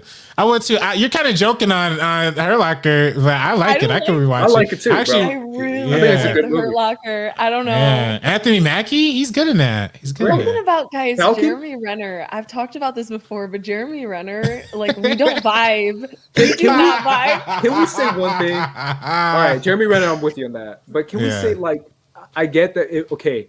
Military propaganda. Have you guys seen a Marvel film? Have you guys seen Marvel? That's a military propaganda, fam. Like I'm just gonna say it. Darina's right. Darina's right. I'm not gonna watch it. I mean, this is what's happening right now. So this is our list, guys. We have Parasite and Moonlight at S, 12 Years a Slave and Birdman at A. B is Shape of Water and Spotlight. C is Argo. D, The Hurt Locker. E, The King's Speech, The Artist. F is Green Book. Yo, we did it. Ooh. We did that. We did it. I am so curious. Can we announce RB3? Are we cool for Sunday? Do we want to still do something Sunday? Yeah, absolutely. Yeah, let's do it. Yeah, absolutely. All righty, guys. For anyone who's still in the chat, all 5 of you, this Sunday we are doing a post-Oscars party / recap / review of what we saw at the Oscars. Again, this year's Oscars is going to be kind of wild because we don't know what to expect when it comes to production value. We don't know what to expect when it comes to winners. Yeah. This might be the least viewed Oscars in history. I'm so curious to see what they do as far as the production level. But either way, guys, join the First Cut crew, the real experts in award films that we are, this Sunday for our post-Oscars review / recap party. We will not be dressing up because I will not be dressing up. Speak for yourself. If you guys want to, that's cool. I also want to say we did get 2 streaming labs that came in today. That unfortunately cannot be played out loud. I'm so sorry, y'all. But we do have 2 donations that came in. First one from Kylie for $5. Donate says, as a New Yorker, I am so jealous you guys were able to watch it at midnight. Hopefully they announce the season 2. We'll go off socials till tomorrow morning. So does it come out? Want a season 2? Falcon No, I don't want a season 2. No. Me neither. I want to see it like in a film, like do something with. I want to see Sam. Hot take. I'm just not attached to Bucky the way everybody else is. I never have been. I never have been either. No, this show is actually the most Bucky that I've liked, to be honest, because I never. Yeah. I think that's Bucky. Most people. Yeah, I was like, bro, if he died in Civil War, I was like, cool. Loves Bucky. Cool. Everybody loves him, but I love Sam. I just think it's because he's like a buff white guy. That's it. That's all you gotta be, bro. Average looking white dude. Yeah. Like his story is interesting. His backstory, obviously, it's very like heartbreaking and stuff like that. But I still have even like through Civil War, I was Team Iron Man all the way. Me too. There was never even a question about being Team Sabrina. Cap. We're feeling each other right now. I would give you a hug right now if I could, but I can't. Hey, I was always Team Iron Man. I was always like, bro, this guy is literally a weapon of mass destruction. He's a danger to himself. And at the end of the movie, Captain America's like, oh, yeah, by the way, Iron Man was right. We're going to have to put you under, bro. We're going to put you on ice. And I was like, what the hell? Why'd you have to beat the crap out of him and like do all this stuff? Like, if you were going to do what Iron Man was going to do by the end of the film, I don't know. I'm done. I like Bucky more now. That's all I'll say. I like him more now. I'm still super not attached to him. I would rather see like a movie focused around Sam and what he is going through, because that's the most interesting part about this for me. Yeah. What was the other Streamlab, by the way? I forgot. I don't want to forget. Yeah. I'm Team Cap, by the way, but true, whatever. Very true. Bro, we had a really long conversation about how Team Cap is low key, Team Capitalism, and Team private organizations. No, we did. Not. Remember that? No, it's not. It is. We did have it. No, We did. And we agreed that that's what it is. No, did we agree on that? Yeah. Okay, well, I have a different perspective on that. That was then, you. You're the one who brought it up, and I was like, "You're right." No, I mean, capitalism. Well, then I don't think I said that, but I have a different perspective on it now. You did. I think it is on First Cut, our YouTube channel. Okay, let me tell. Okay, then let me make it absolutely clear where I'm pulling up the stream. I'm so sorry, y'all. Let me make it absolutely clear where I stand on this debate. What Iron Man was saying is 100% correct. What Cap was saying is also 100% correct. Like, they're both right, like, from their own perspectives, right?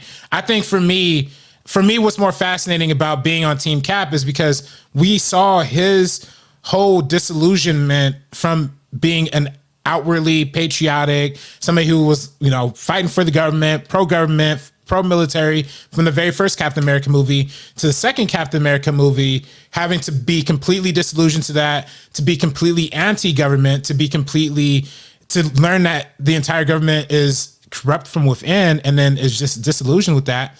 And now he has to deal with that. His decision is to make this private organization where he decides what's good, where he decides what's right, where he decides the consequences of what people should face and not everyone else. Well, there's no committee, there's no question, there's no voting. It's what Cap says is right. And I'm like, but frankly, do we trust the government to make like good decisions anyway? Right. So there's a voting structure there. When it's just Cap making the decision, and that's what Iron Man's point was. He was like, "Bro, it can't just be you deciding what's right or not." And he's like, "Yeah, it is because I'm Cap." I mean, we can talk about this like in another. We got Civil War retrospect. Really quick, I just found my tweets from 2016, April 11th, 2016, where I said, "I stand with Team Iron Man." And then they responded. I don't know if you guys remember this. They had like the actors. Do you remember? I do remember that. Wait, so Paul Bettany. No way. Wait. Huh? Sabrina. What a lovely name Sabrina is. I just want to say that first of all. Sabrina's a beautiful name. And of course, a girl with a name like Sabrina would make a great decision like this. Welcome to Team Iron Man. Dude, nice. Oh, that's the best thing I've heard like ever. I'd kill for that, even though it's like a small interaction. That's so cool. Yeah, I wonder. Because they just had it. They were responding to random people, and obviously, if you had like the same name and stuff like that, they would like send it. But they were just responding to people like seriously with a personalized message, like Chris Evans, all that stuff. That's it was so like cool. My favorite thing back in the day because I loved Vision. I had like pop toys all over the place when I was in high school. And so like WandaVision was like my dream show. Yeah. And Paul Bettany is awesome, man. That guy's so cool. All of them is Dragon Balls. He's literally, I feel like, the best part of Avengers Age of Ultron. He's just like the part that stood out the most. He's the best part of Solo too. Oh yeah, awesome. For sure. So cool. I just love Zeno Hour for this comment. John Walker hates Birdman as well. I'll be his number one stan. Dang, anti-Cap. Yeah. That's what we're going for. I mean, listen. I get it. Like, I get it. I'm a big Captain America fan. So like, and that's partially why I'm like loving Falcon and Winter Soldier so much. Like, yeah, but even bro, I don't know, man. At least the more I watch the show, the more I realize. Like, I texted you about it. That bro, all this time, like this is kind of, if we really think about it, it's kind of low-key. Yes, I'm low-key Team Zemo, bro. Hashtag Team Zemo. The idea of a super soldier is a bad idea, but it's not like Zach. It's not like Steve signed up to be a super soldier. Like he didn't sign up. He signed up to. I mean, he did sign up to do something, but he didn't know what he was going to step into. Sure. It's not like a John Walker, like who's intentionally trying to be, greater and bigger, like as they are. So I don't know. I definitely, I'm not going to hold that against Steve. No, I am. I'm holding it against Steve. And same with I'm full Team Zemo, bro. I still feel like the way they did it last episode was so smart, because even they brought it up where they were just like, why would we want to be a Captain America inside this America? I just thought that was a really smart conversation they had. Either way, guys, this Sunday, Oscars. Will Parasite win? Calm Dumb Rich said, what are the odds of a first looks? Oh yeah, that's pretty high. Oscars? Yeah, probably. I mean, is that coming to a streaming service or is that coming to theaters? I think it's Probably coming to theaters. Spielberg is against streaming, so. Oh, hey, support it. Yeah. By the way, In the Heights coming out later this year. Yeah, let's go. Yeah. People are already seeing it for some reason. Where's our screener? I don't know. Yeah, There's so many. So I want to give a shout out. So In the Heights coming out later. Mortal Kombat comes out tomorrow. We have Shadow and Bone. Shout out to Shadow and Bone. I'm so hyped for that Netflix show. What's that one? It's a Netflix like magic show, and I'm like, hell yeah, let's do it. What else comes out? Yasuke comes out, the new anime featuring Lakeith Stanfield. I think that comes out tomorrow as well. So it's so much that comes out. It's anime. See? Yes. I think MAPPA made it too, so that's awesome because they get to show off their animation stuff. What else comes out? I think that's it, but that's a lot. That's a lot right there. And if you guys haven't seen Jujutsu Kaisen, go watch Jujutsu Kaisen. It's a great show. I'm going to make a lot of references to it later this year. So, Ace, I finished 2 things that you've been recommending to me greatly. For number 1, finished Last Chance U basketball. Dude, tell me that was incredible. Tell me why I was literally crying multiple tears at the end of it. Like, it wasn't even like a short cry. No, it was a long cry at the end of this one. You know, like, it was a really tough, and especially, who was your homie? Who was like your brother? Like, you loved him? And I just love Joe, man. I love Joe Hampton, man. I just love this dude. I respect it because I know that, like, you know, those kind of people, like, you know, those people who could just get real mad and could just turn up and could lose their mind. But when they're calm, they're the smartest person in the room. They're they're cool. Super intelligent. They're super cool. Like, and then when they just flip out and they just lose it. But when they calm down, like, they're awesome. What'd you think of Coach though? By the end of the season, oh, he's awesome too. He's the best. He's like, I mean, I kind of want him as like, I mean, he's too much, but he's like the coolest father figure, like dad, like kind of coach figure I've seen in like, and you'd almost think he's like fictional. It's like comical how like cool he is. He's like a church deacon who like volunteers on the weekends. He like runs the spin class for like old ladies in the mornings before basketball practice. Like, he's a comedian. He's like a comedically good guy, and then they show him like on the court with these guys. He's like, "Come on, you losers, hurry up, Bron!" Da, da, da, da, da, da. He like goes up to crazy. Like, soft, and I'm like, "Yo, soft." And I was just like, "Oh man!" And he's like, he doesn't cuss, but he still like hurts you, and I'm just like, "Yo, bro, that hurts me more than like cuss words." Yeah, we're in the same place.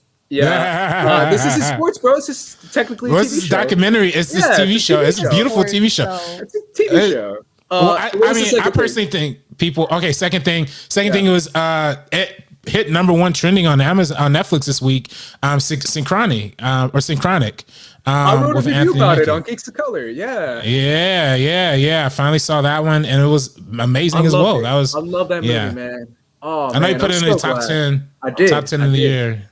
Yeah, and I wrote the review for it. They gave me the screener, and I really didn't know what to expect. And I got to see it early, and I wrote a review about it. And I wrote a review talking about how I was like, "All right, what is this?" And then by the end of it, I'm just like, "Man, that was deep, bro." Like, I was feeling it. I loved it. I loved it.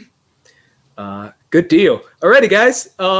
That concludes our episode of First Cut Live. Apologies to Sabrina for our 5-minute rant about this incredible show. Those are our final tier Tekken style, anime style, Tokyo Ghoul style tier. I'm gonna make that graphic, or I'll try to make a graphic for us, and we could post on social media. So look out for the First Cut TMO on the socials, and we'll just take a picture of Sabrina's handwriting. I just tweet out. That'd be cool. I like that. Just tweet this out. Yeah, I like that. I like that. Yeah, that's pretty hardcore. Cool. I like it. Yeah, by the way, our last sports thing, Usman Masvidal 2 this Saturday. Yeah, that's a big card, bro. We have Zhang Li's also fighting in it, and she's incredible. We have Rose fighting, and she's incredible too. So lots of great female fighters this Saturday too. Yes. That is not my sports. I don't know that. But I did want to say there is one more thing that I did want to talk about. Totally forgot to talk about like earlier and it's totally my bad. I know y'all are tired. Do y'all want to just end it? Because we could just end it. But okay, all right. Well, it depends what it is. It depends what it is. Is it I just want to ask y'all if y'all heard about the whole like storyline that they cut out of Falcon and Winter Soldier. No, the whole storyline that they cut out of Falcon and Winter Soldier that supposedly was there. I don't know if you heard about that. From New Rockstars, right? They did a video about it. Well, yeah, I mean, Rockstars, but I mean, it's just been a lot of people have been talking about it. Film theorists have been talking about it. Yeah, apparently there's been a whole. I mean, I don't know if like just internet people. I guess like journalists have been asking the creators these questions too. But apparently they did have to like reshoot and re-edit a lot of Falcon and Winter Soldier because there was an old storyline in there that involved a global pandemic. So it's just kind of funny that we're talking a little bit earlier about how there's so many storylines to tie up. Part of me feels like some of these storylines just won't get tied up. Like I don't think they will either. Because I think there's a whole part of it that they had to lift out of it. And if you pay close enough attention, you can clearly see the points that they cut it out. So I definitely do think like, there's probably still going to be some dissatisfaction. Hope people, don't say that completely ruins the show for them. But I just think that's interesting how like a real world global pandemic it had to affect a show like Falcon and Winter Soldier like this, Can I ask you, RB3, if you were a creator on this show, let's say you were the showrunner, would you have kept that in or would you have cut it up too? No, I would not have kept that in. What about you, Sabrina? I don't know. It depends on the way they're going to go about it. But I feel like if it's as big as it is, I don't know. I've been watching shows that have like the pandemic or something like it, similar to it, trying to emulate, and it's like corny as hell. Like it's just not resonating right now. If this was if they shot it pre-pandemic, and it's similar now. Yeah, it's similar to what's happening now. I don't know. That's just me. Maybe I just feel like I think people are so over it now that they'd be fine with it. But yeah, I think the people are believing that the implication in Falcon and Winter Soldier is going to lead to that this global pandemic that's existing in this show was a result of like a bioweapon or something like that. And in that case, definitely don't do it. Stay as far away from it as possible, because we definitely don't want to start those conspiracy theories or start Carly is like trying to steal the vaccine, but the vaccine might be crazy. And because if you pay close enough attention in episode 2, I believe you can see they're breaking into a truck and you see a big batch of vaccines. I think the whole storyline, and obviously the lady who died, they say she died from tuberculosis, but it was probably supposed to be a vaccine thing. I mean, a pandemic thing. Yeah, it's supposed to be a pandemic thing. So, I mean, it's just as clear as day. That's literally what they're going for. They had to cut it out. And listen, that's a smart decision. I think it might have been a situation where maybe leading up to Falcon and Winter Soldier, maybe one of the writers or something might have heard about a COVID thing happening, like in some news report, and maybe incorporated it in. But seeing how serious it got, like decided not to do it. But I'm very happy it didn't go in that direction. I just hope that people aren't disappointed like because of that, so. Yeah. Final comment in the chat from Megan, and thank you, Megan, for sticking around this whole time. That's really kind of you. Unfortunately, Movie Ace left us. I wanted to hear him give that diss to me, that diss track. But she said they're going to pull Mando season 2 and give a spinoff at the end. I could see that maybe a Joaquin Torres. I would love that. Falcon, maybe. I can see that. I want to see Sam. I want to see more Sam. Give Sam a movie next. Like, I don't want to see another show on him. I want to see like a huge film. Yeah. Meg said she stayed up for us. Oh, I appreciate thank you, that. Meg. Stay up for Falcon and Winter Soldier now. I think she's on the East Coast, so I saw. So it's not coming till 3:00 for her. Yeah, I saw more of the Spanish interviews, Latino interviews, and I saw Joaquin Torres, his actor, do some Spanish interviews too. So shout out to him. All my Latino brothers out there. There's like one of us in the MCU, so even though never mind. Anyways, guys, even though we make up a large portion of the population. Anyways, Sabrina, where can everyone find you? You guys can follow me on Twitter and Instagram at SabrinaXMonica. You could find me making a bunch of tier lists. This is now my new favorite thing, so I'm going to continue to do it. Yeah, we should do an MCU version. We should do an MCU version. I would love to do an MCU version next week. Yes. and yes, actually let's do set it that. up. Yeah. I Yeah. could see Sabrina. You'd like anime, fam. Like I think you'd like anime just if you gave it a shot, because it's some anime type shit, bro. There's just so many small independent movies I gotta watch. I can't justify Yeah, but spending. I'm telling time you, on there's some television. better storytelling.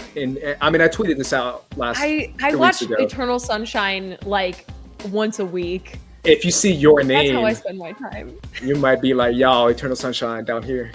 Well, Anyway, I don't know about that. RB3, where can everyone find you? You can find me on Twitter and Instagram at Director RB3. Aaron Brooks said I didn't follow him, so I had to make sure I went up and searched him and followed him back. So shout out to y'all. Also shout out to our homie, I think Brandon Buckingham said he finally got that job interview that he's been, or he finally got the job offer. He got the offer. So congrats, big congrats, super congratulations, and yeah, hoping everybody out there is healthy, safe, and living life and enjoying themselves out there. So. You can find me at Squad Leader Race, guys. And just another reminder, this Sunday, our Oscars recap is coming, so be ready for that. Either way, guys, for the First Cut crew, we're peacing out. Peace. You wouldn't have you getting at me equals a bloodbath. Only one can remain. It's either me or you. Only one can remain. It's either me